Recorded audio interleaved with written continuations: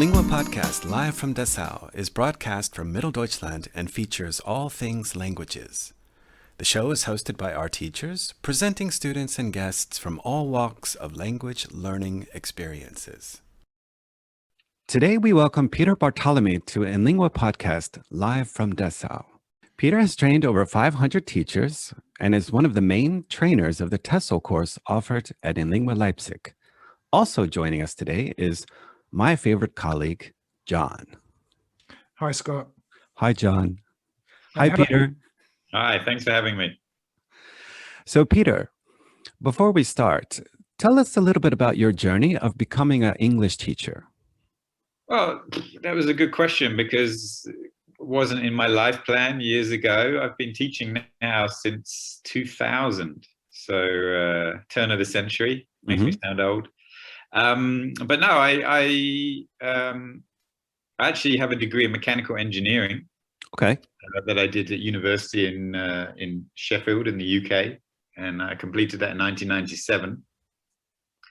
And then took a bit of a U-turn and got a job in banking, and it wasn't really for me. I spent a year and a half or so working as a business analyst, and I didn't like it. I didn't like the just sitting behind a computer and I spent a year traveling around the world. I started off I went to India and then through Asia, Australia, North America, etc.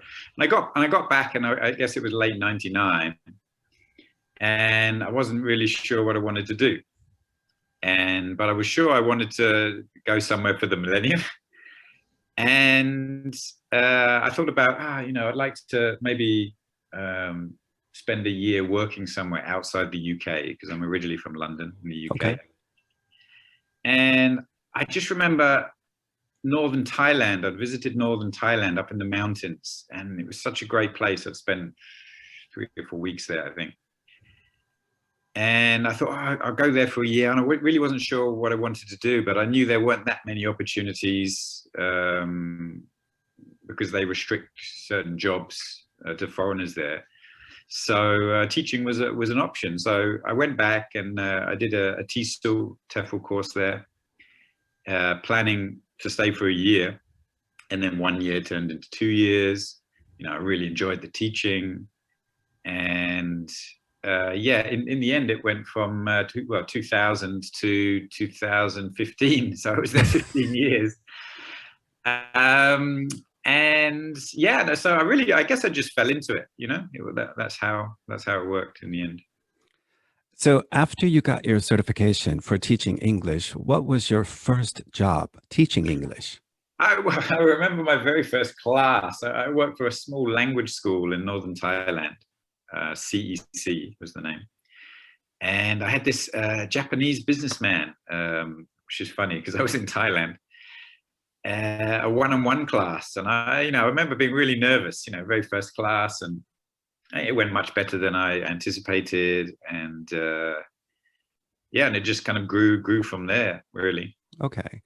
How long did it take before you felt comfortable teaching English as a second language?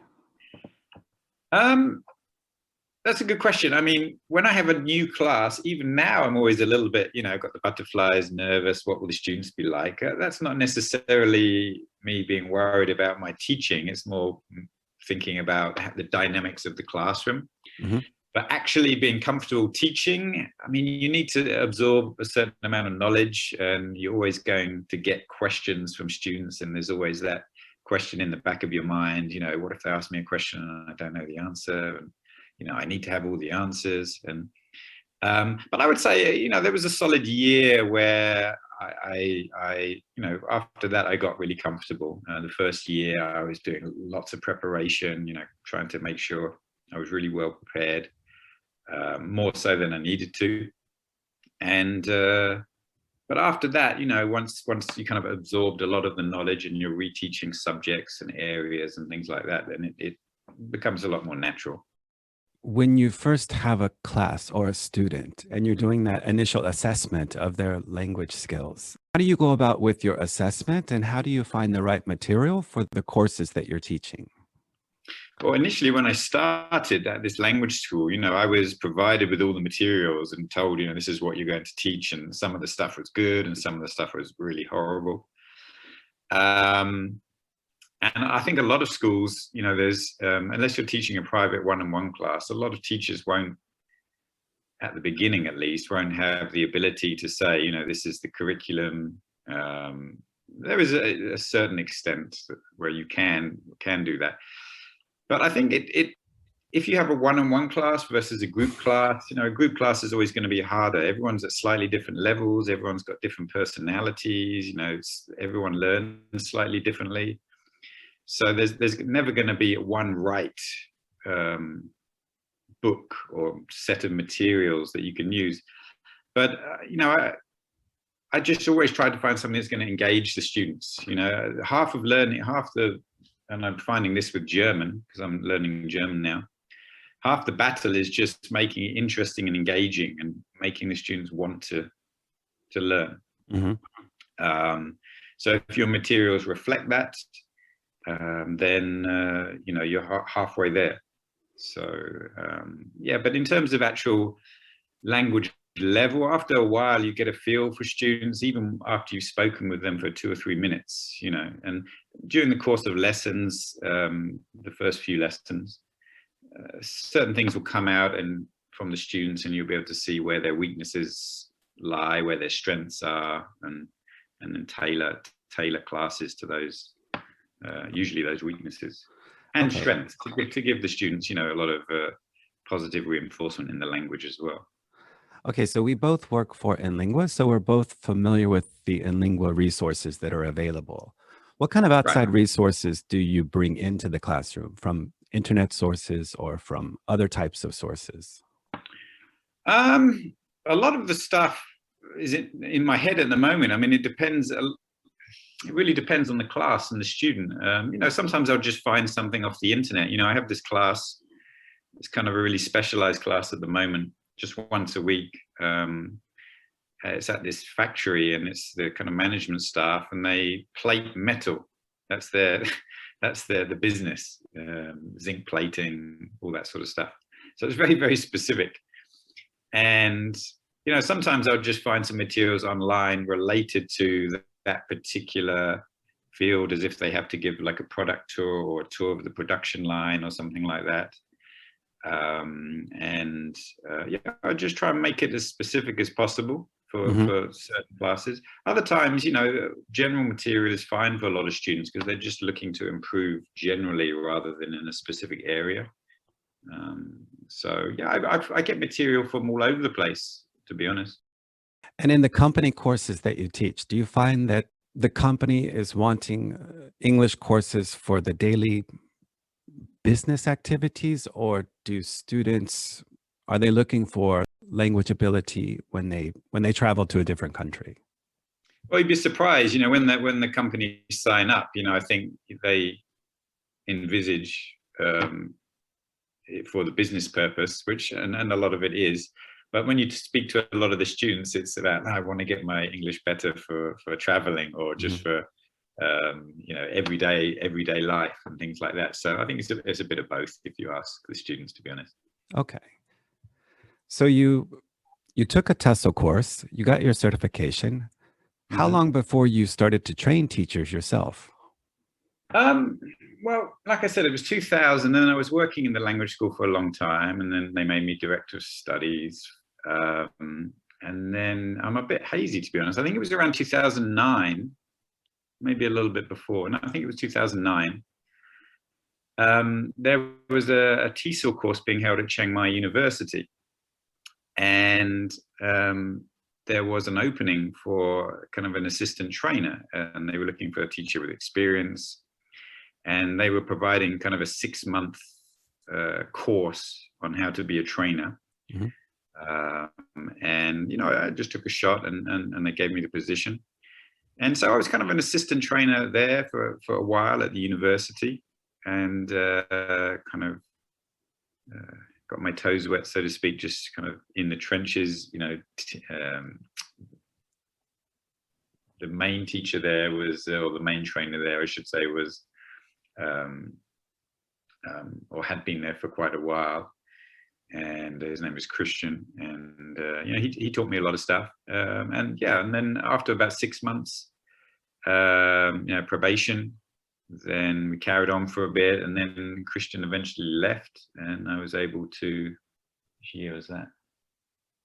I was able to take over the head position, and then the company changed to a company called TESOL, and moved outside the university, even though it's called TESOL, I think, because that's where it was founded.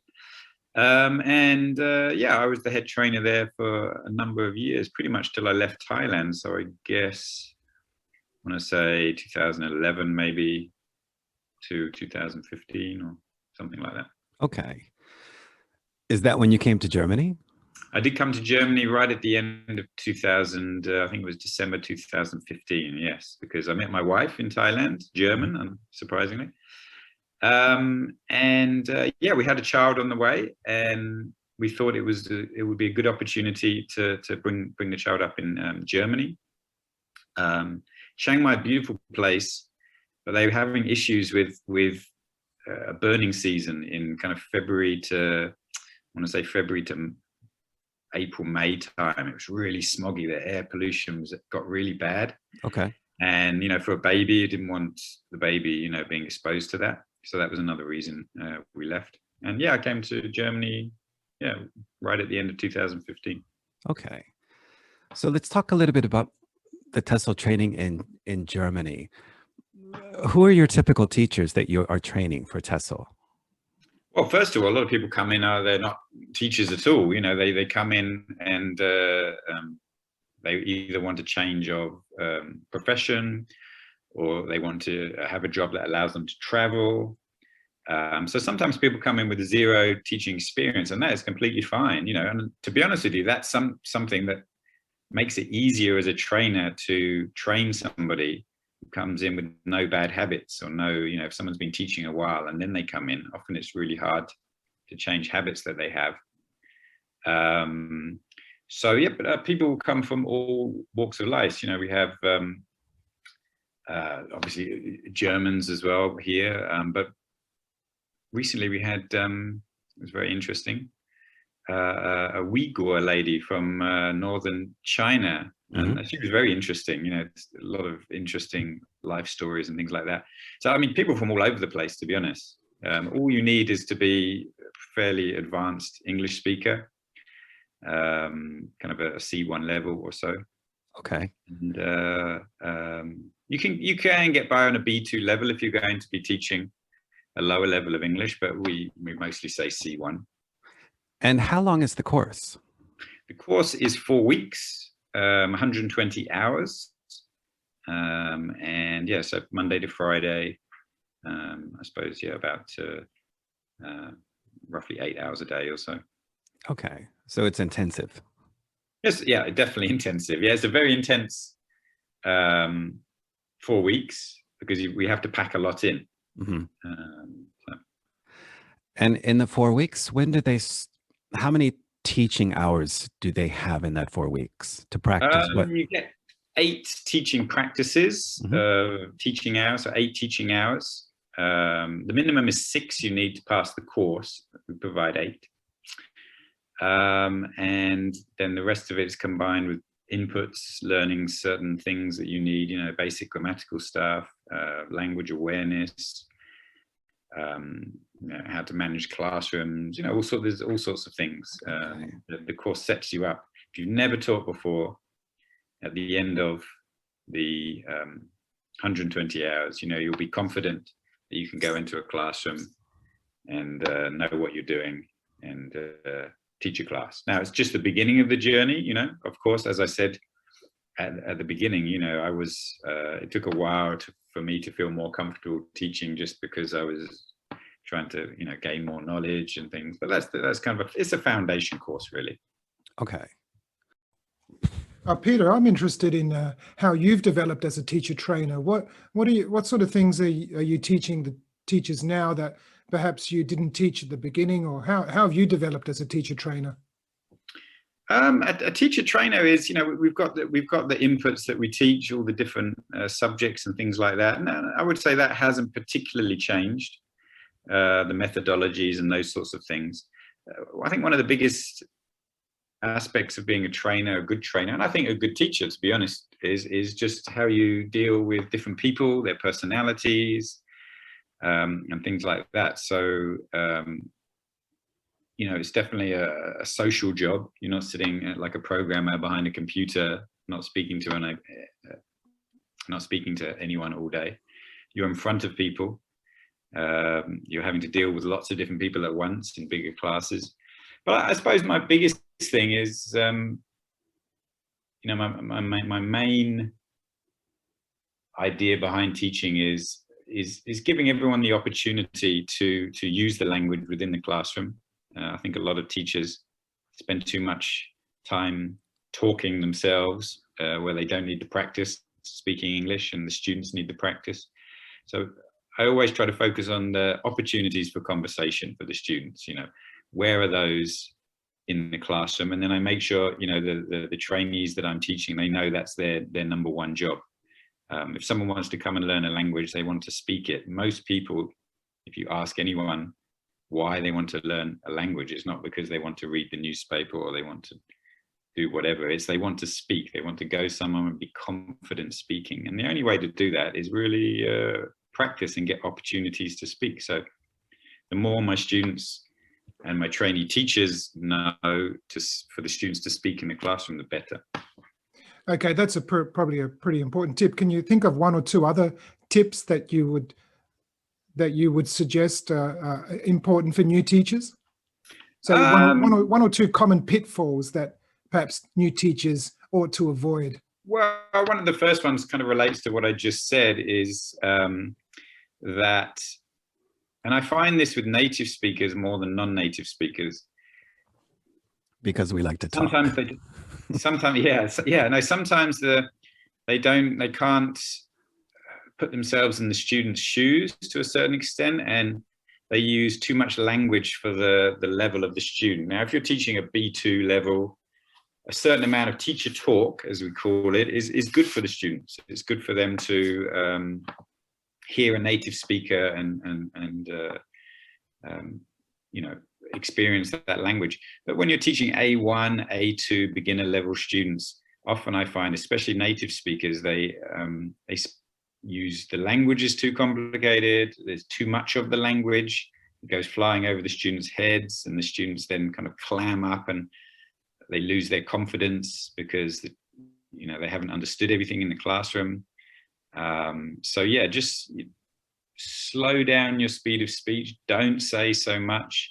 Sometimes a little bit of silence in the classroom is fine, to get the students talking. That would be a big tip. And yeah, just be patient. Like any teacher, you have to be patient. Learning a language takes time. It's not something that's people can do very quickly. So seeing results from your students, you need to be patient, and you need to be, as I mentioned earlier, engaging to the students. The best thing is to be able to engage them as much as possible and make it fun for them. Make them say, "Oh, that was a really good class. I can't wait for next time." Yeah, would you have tips for teachers in Germany compared to teachers in Thailand? Would there be a difference, or? I would say in Thailand, I was teaching a lot, and our trainee teachers were teaching mostly secondary school or high school students down, to primary school.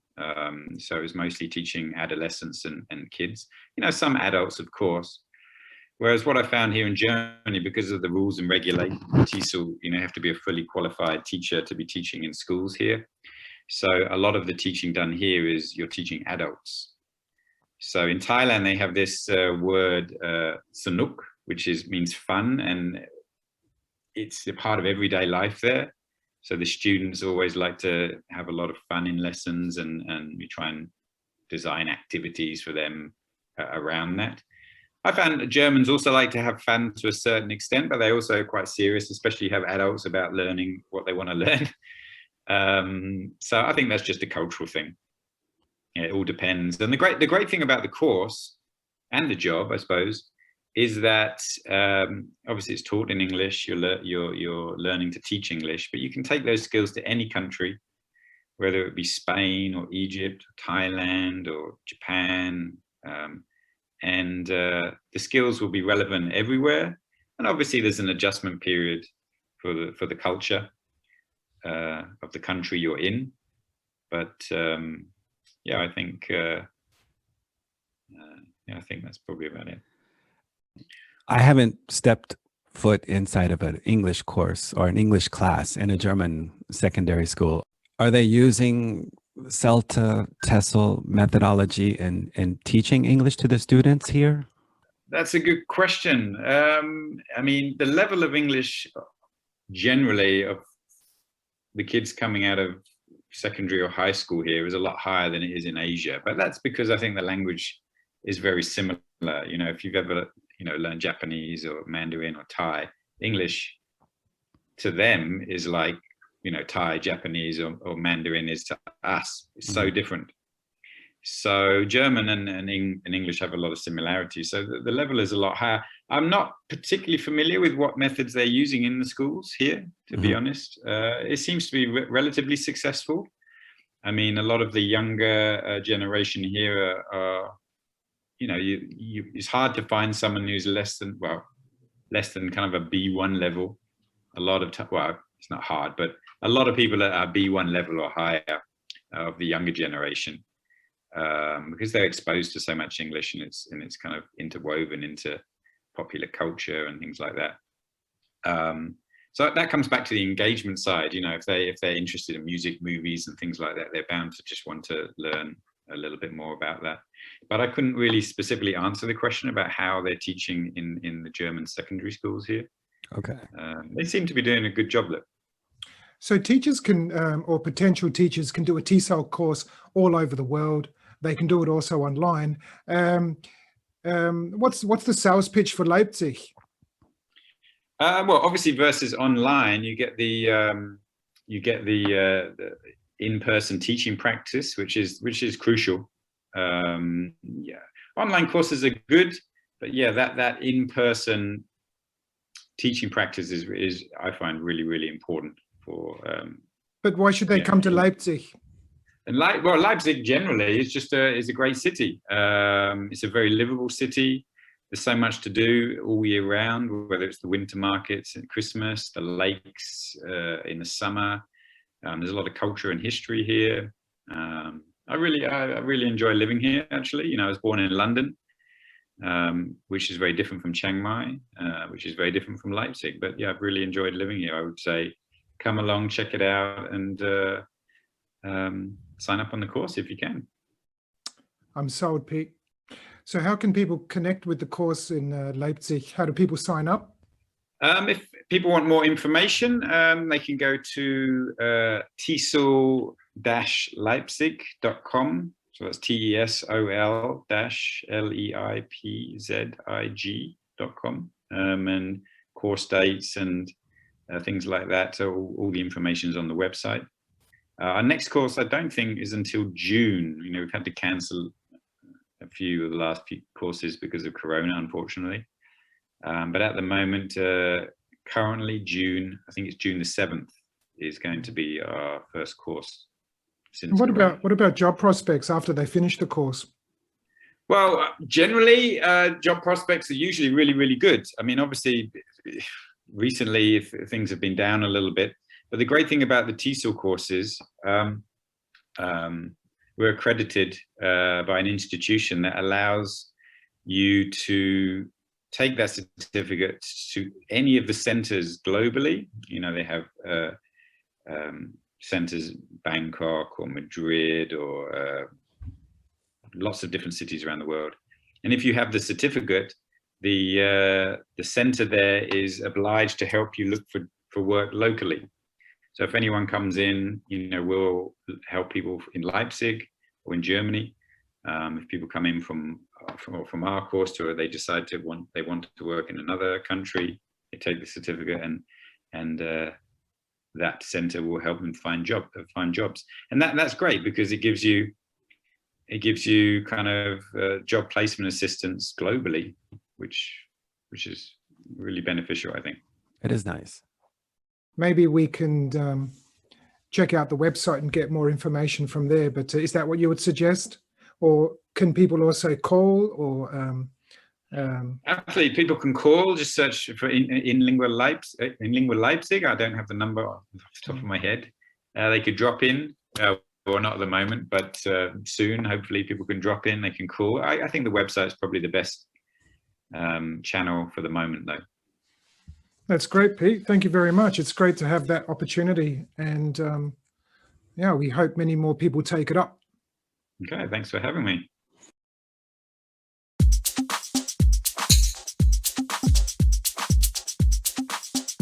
An idiom a day keeps the doctor away.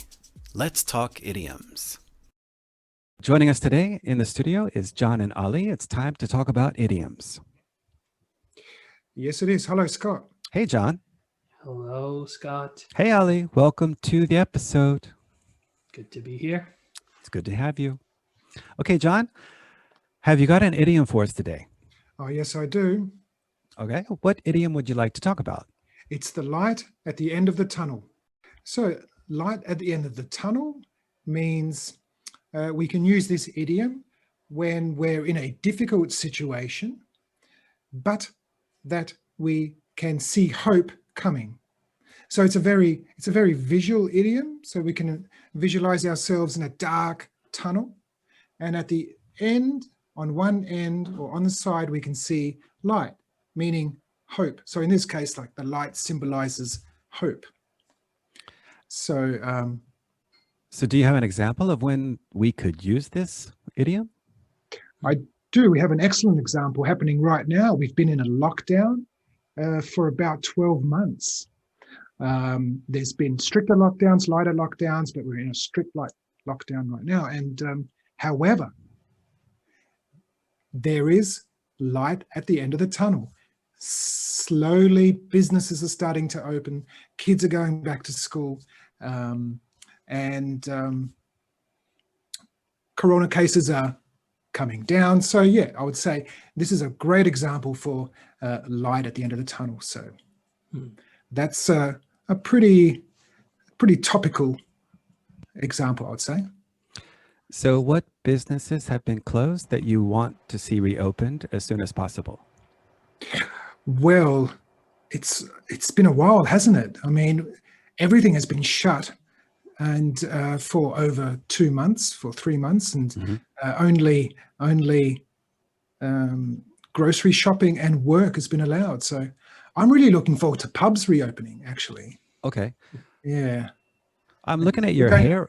I'm looking at your hair right now, John, and I'm thinking like you might want to make an appointment at the barbershop. Yes, thank you for reminding me. I might do that straight. Yes, the hairdressers would come in handy. Yes. Lucky enough, I already had my appointment. Yeah, Ali is nice and trim. He looks good. Like John, I don't know, man. There's one down the street. Yeah. Oh, I it's can on my make an it's on my appointment. to-do list. Yes. John, I had one question though. I mean, we talked about where to use the example, but can you tell us like where does this idiom come from exactly? Yeah, I looked into it and I couldn't really find an origin, although it's sort of biblical, isn't it? Like the light, to see the light. But I'm not sure if it's that old. And in fact, it became quite famous in a quite an infamous speech, actually, from John F. Kennedy when he was talking about the Vietnam War coming to an end and that there was light at the end of the tunnel. Oh. So in a sense, it was infamous because the war didn't come to an easy end, and it was quite a disaster, as we now know. Do you think this idiom has anything to do with near-death experiences? Don't people often say that they see a light at the end of the tunnel when they have a near-death experience? Yeah, in this sense, I guess its origins probably come from like this religious, spiritual, biblical. Okay. I have a hypothesis though. Okay, what's that? Yeah. Again, not a theory, a hypothesis, is that it might originate in America. Okay. And it's during when you had the whole process of trains being constructed through tunnels and, like all of that stuff happening. I'm talking where, what was the word I'm looking for?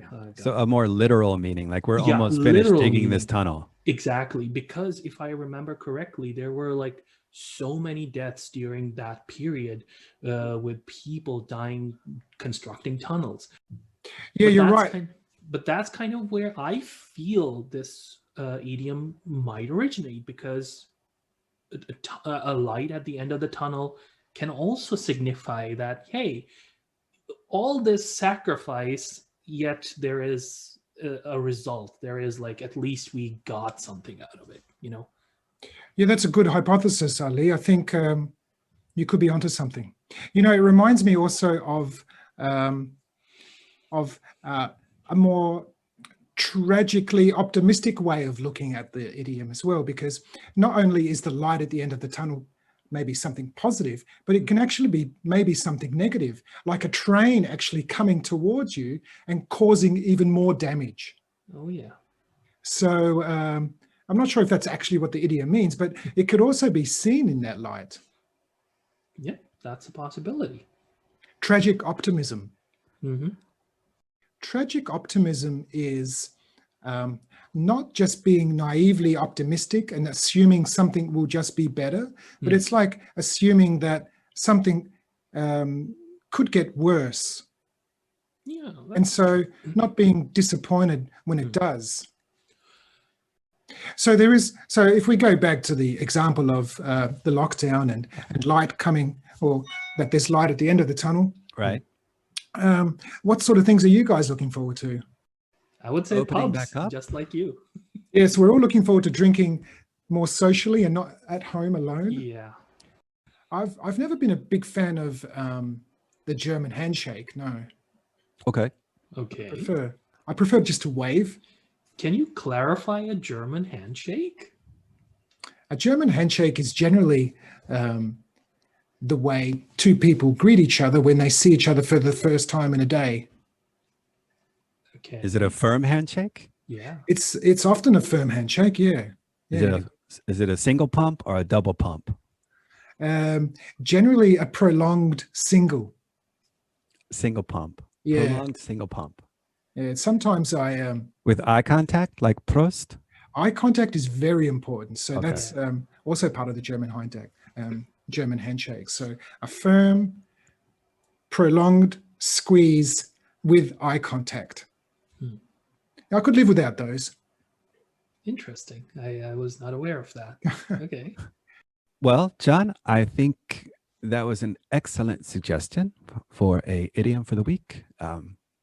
And I think it's a very a practical one as well. And I think it's one that we can use in our classrooms, that our students would enjoy, also. And is there a German equivalent to that, John? Yeah, there is actually. The German equivalent is exactly the same as the English one, actually. Okay. Licht am Ende des Tunnels. Okay. So then it's just a matter of like, it's not a matter of context, just maybe a matter of learning a new phrase. Yeah. As far as an English learner goes, yes. German English learner, yeah, they just have to, well, it's sometimes just a question of knowing which ones translate and which ones don't. So in this case, you can... so this one translates almost this identical. This one translates, yeah. So yeah. Go for it, use it. Okay. Well, that was a very good example.